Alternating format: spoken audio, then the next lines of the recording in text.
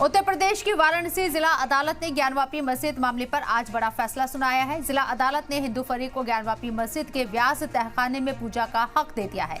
Court के हुक्म के बाद हिंदू फरीक के वकील विष्णु शंकर जैन ने कहा कि कोर्ट ने जिला अदालत को 7 दिन के अंदर पूजा कराने के लिए इंतजाम करने को तो कहा है। और इस पर असदुद्दीन ओवैसी क्या कुछ कह रहे हैं, फिलहाल सुन लेते हैं। और उस सुप्रीम कोर्ट के फैसले में प्लेसेस ऑफ वर्शिप एक्ट को बेसिक स्ट्रक्चर का हिस्सा करार दिया गया था, तो फिर ये लोअर कोर्ट सुन क्यों नहीं रहे हैं और केंद्र सरकार क्यों नहीं बोल रही है?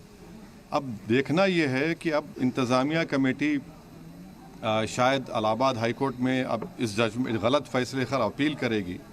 अब नहीं मालूम क्या फैसला आएगा। हमारा 17 जनवरी को एक बात कहते हैं, फिर रिसीवर को बोलते हैं ये कर दो आप, आखिरी दिन आपका, खैर उनका इख्तियार है, उसको कोई रोक नहीं सकता। मैं आपके व्यूअर्स के समझने के लिए कह रहा हूँ। और प्लेसेस ऑफ वर्शिप एक्ट का मतलब क्या है? 30 साल से कुछ नहीं हो रहा है, आप उनको 30 दिन नहीं देते, ये चीज़ें हैं। सर लेकिन में जो ईडी कार्रवाई हो रही है उस पर क्या? नहीं अभी उस सर मेरा सवाल इससे जुड़ा हुआ है। हिंदू पक्ष के लॉयर है विष्णु शंकर जैन, उन्होंने ये कहा है कि हमारी बड़ी जीत है आने वाले समय में। आज ज्ञानव्यापी परिसर में स्थित व्यास तहखाने में जो हमने पूजा की मांग की थी, हमारी प्रार्थना पत्र को माननीय न्यायालय ने अलाउ कर दिया है और वहां पे पूजा का आदेश पारित कर दिया है। जो ऑपरेटिव पोर्शन है कोर्ट के ऑर्डर का वो मैं पढ़ के आपको सुना रहा हूँ।